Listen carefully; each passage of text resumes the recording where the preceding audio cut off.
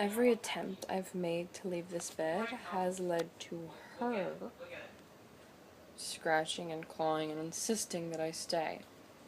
I guess my day is going to be spent here then. I have a fan and suddenly your Monday afternoon turns luxurious.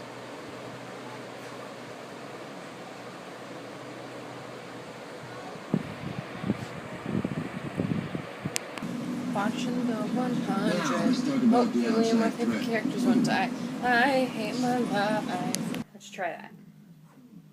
Hi guys, I'm all caught up on the 100 and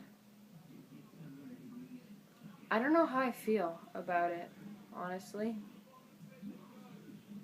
I guess something you guys may or may not know about me is I love stories. To be quite honest, it's probably my favorite thing in the entire world. I mean, the stuff all over my walls basically boils down to stories, whether it's pictures of things that I went through, stories that happened in my life. I have a poster of Times Square in New York because it's a place that I want to visit.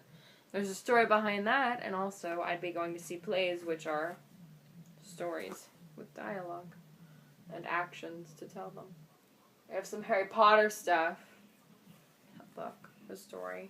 I have something from Supernatural up there. That's a story. It's a show, which is a story.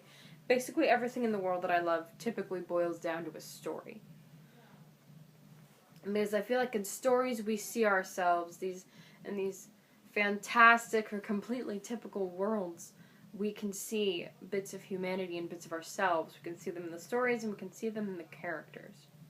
And one thing that I typically do when I'm watching a TV show or a movie or a play or I'm reading a book, anything where I'm experiencing a story, I put myself in a character's shoes. Sometimes it's the main character.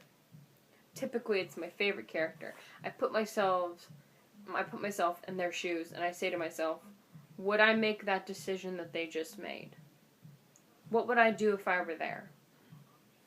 And 95% of the time, it's always a clear yes or a clear no. It's a, yeah, of course, I'd totally do that if I was in that situation. Or it's a, no, that's a completely wrong decision. I can't believe they did that.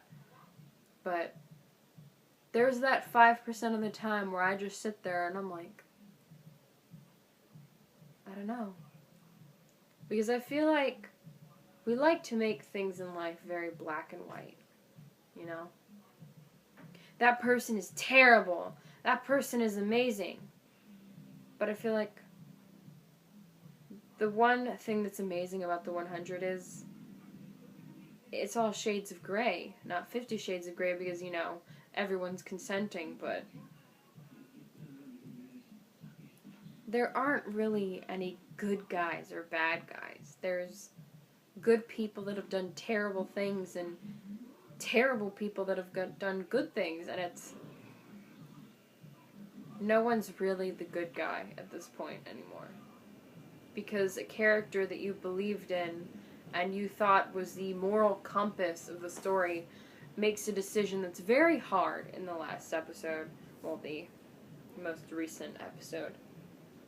Something that's so almost inhumane, but it was to save a group of people. It was her friends and family. She had to save her friends and family, and she did something that I'm not sure if I'd have been able to do. And I guess when I get to that point where I'm not sure about whether or not I would do it, I may be kidding. I sit there and I think about it, and I think about how the decisions that we make define us, and I think about how you're not going to knock that camera over. And I think about who we are and what makes us good, what makes us bad, how our decisions and our stories define us as people. And I get way over philosophical about it, and I completely overthink it, and I guess I miss the point of the story, or I don't miss the point of the story, because I think that's what we do with stories. I think we always tell our own story in the end. And the stories that we like, and the stories that we hate, and the characters that we love, and the characters that we hate. I think we find ourselves in all of the stories. And that's what I'm thinking about right now, guys. Stories and our story and my story and her story and everyone's story. And how we're telling it, how we're not telling it. How our choice of words affects who we are. It's all probably a little bit over my head, to be quite honest. But I don't know. That show has me thinking about a lot of things.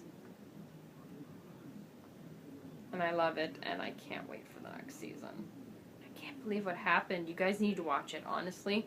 If you take anything from this, it's that you need to watch that show. It is so good. So good.